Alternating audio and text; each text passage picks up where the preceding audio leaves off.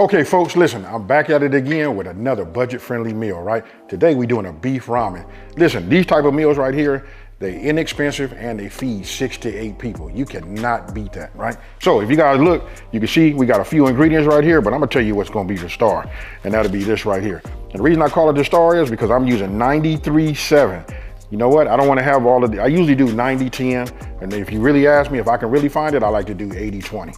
You know what I mean? If you're doing 80-20, it's going to leave a lot of grease and everything inside your crock pot. Listen, I'm not finna over talk it. We finna get right into this. All right, so listen, we got some heat in our cast iron, right? I'm gonna go ahead and just add a little bit of infused olive oil to it. Then we're gonna add, again, I'm letting you guys know this right here is 93.7. That's 93% beef, 7% fat content. Now, while we browning that, I've been asking you guys to get yourself one of these, because listen, everybody doesn't have a cast iron. If you don't, I'd suggest you save up some. You can get them on Amazon, they're fairly cheap. You can get the Lodge brand, which is a great brand, right?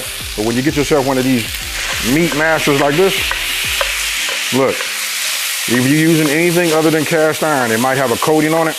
And if it does, this right here, this plastic material or neoprene material right here will not scratch up, and you won't have to ingest none of that non-stick stuff, right?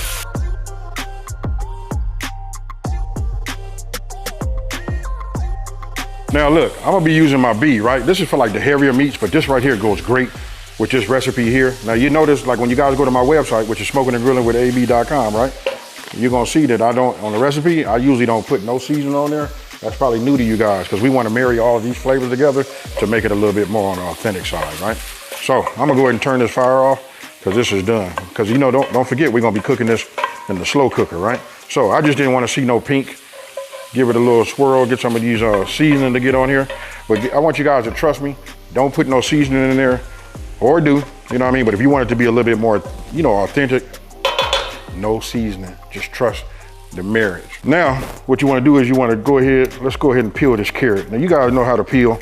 I'm not gonna bore you guys. Let me just get this peeled and I'm gonna show you. We're gonna cut this up. Okay, so once we got it peeled, right? This is what we're getting ready to do. I'm gonna go ahead and take it, cut it here, and I'll cut it here. Just really cut it into thirds, right? So this is what I'm gonna do. I'm gonna take it and I'm gonna cut a little flat spot out in this. The reason I'm doing that, because I want it to be able to stay this way while I cut it, right? So I'm gonna make something out of that too. So what I'm gonna do is I'm just gonna take this and just cut these down like this, right? You guys got it? And now we just finna, if you can imagine a matchstick, look at this.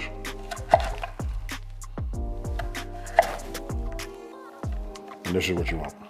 Okay, so now we're finna work with these scallions, right? I'm gonna be using the green part, so I'm gonna cut them here.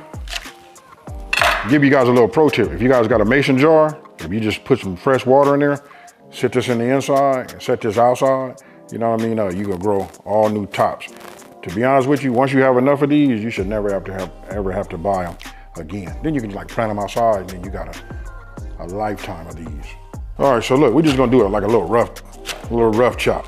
That's enough right there, right? Now, I brought this over here because I want to show you guys something, right? So we just cut these, you know what I mean? Just like this, right? To go along with the diced, right? So we take this, and now we just put this in here like that. And again, folks, just to give a little recap, yeah, you did hear me right.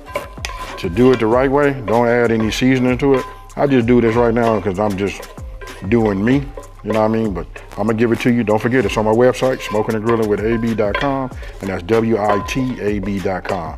Go ahead, print it out, and make this. You guys should have everything inside of your, pantry or your cupboards. Let me make room so you guys can see. I mean, you can see it visually in your brain, right? I just pushed all of the ground beef up against the one side, right? Listen, there is no certain way to do this or nothing like that. Let me move this out the way. Let me bring this a little closer to myself. All right?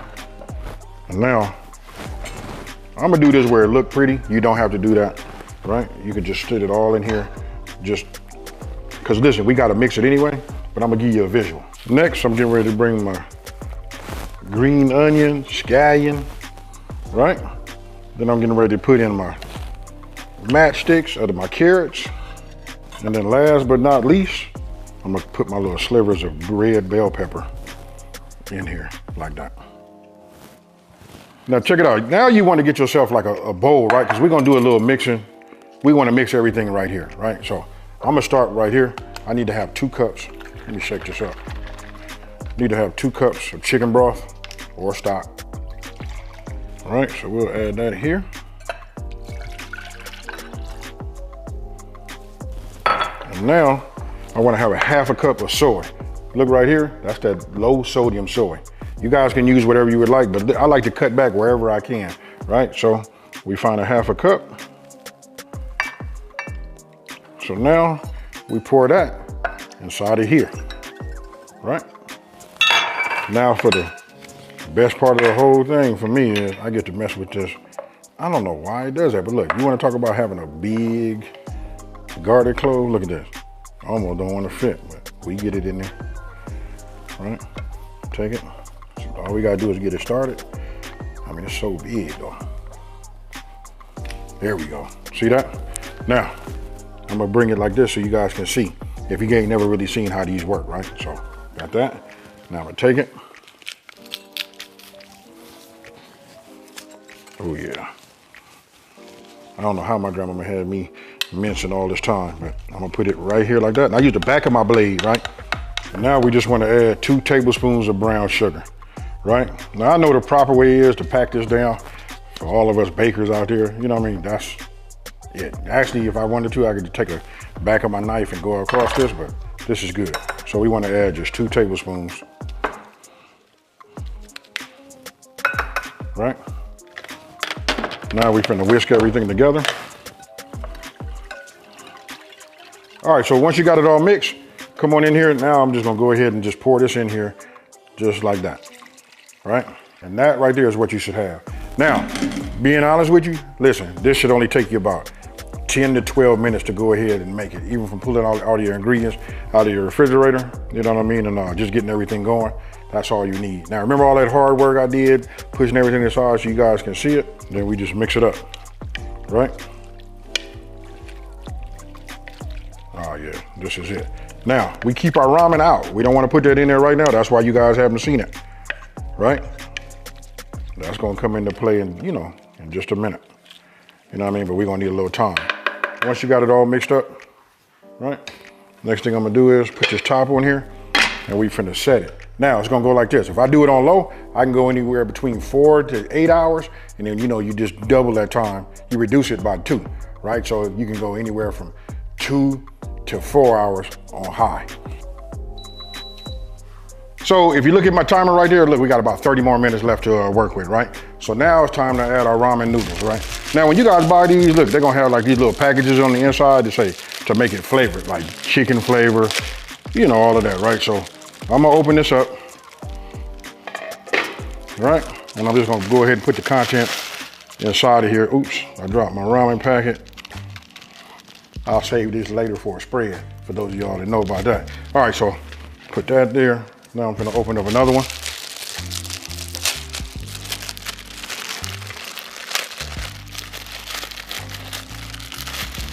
And we'll put this in there like that. Right, I'm gonna take this out and I wanna get all of the contents in there. All right, now you wanna take, your spoon and you wanna make sure that everything is like completely soaked because we wanna make it cooked, right? We wanna have it cooked, the ramen. So just do your best to work with it. You shouldn't need no more chicken broth or nothing like that, but you just wanna make sure this is completely submerged. So I'm gonna work with this until I can get it in here. And then once I get it down at the bottom, I'm gonna put this lid back on there and I'm gonna let it continue to cook for the last 30 minutes. Okay, folks, look, it's been 30 minutes, so let's take a look at it right here. Just what comes up off of that is fire, folks. Now I changed, obviously, I changed from my squares to this right here so I can get a good stir, right? But you see that right there? All right, so if you guys come in here, you see it all mixed up, look at it right there. This is what you want to have. Look, still got a little bit of the liquid. Now you guys can add a little bit of, chicken broth or chicken stock to it after it's cooked, you know what I mean? If you wanted to have it more like soupy, but if you ask me, this is it right here. So let me go ahead and put some of this in a bowl, you know what I mean? And make it a star real quick, taking a picture, and then let's eat it, folks.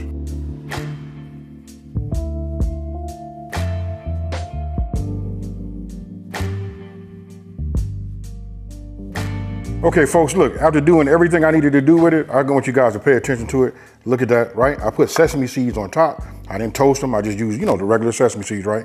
Which would be, like right here. And we just put that on the top. It's more of a garnish. That's exactly what it is. Then you need to put a little bit of green onion top, the green part on there, right? So I'm not gonna fake around and move these and try to act like I can use these chopsticks. I can hear y'all now down in the comment section below telling me, hey, you gotta do them like this. You know what I need to do? I need to practice. But one thing I can tell you is I can get down with this fork. Now, if you ain't never had this, this is good right here, folks. Check it out.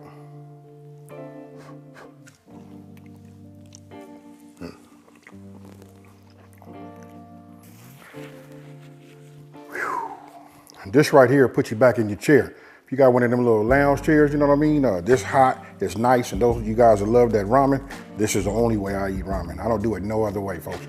You know what I mean? Just beef ramen. Now, don't forget, the full printable recipe is on my website, smokingandgrillingwithab.com. That's WITAB.com. This and many, many more recipes that you guys can, print. Now, if you're new to my channel, let me take this time to say thank you for watching this video. Don't forget to like, subscribe, and tell everybody out there there's a channel out here that's simplifying these recipes and taking the mystery out of cooking. I'm finna pour myself some Kool-Aid, folks, and I'm out. Peace.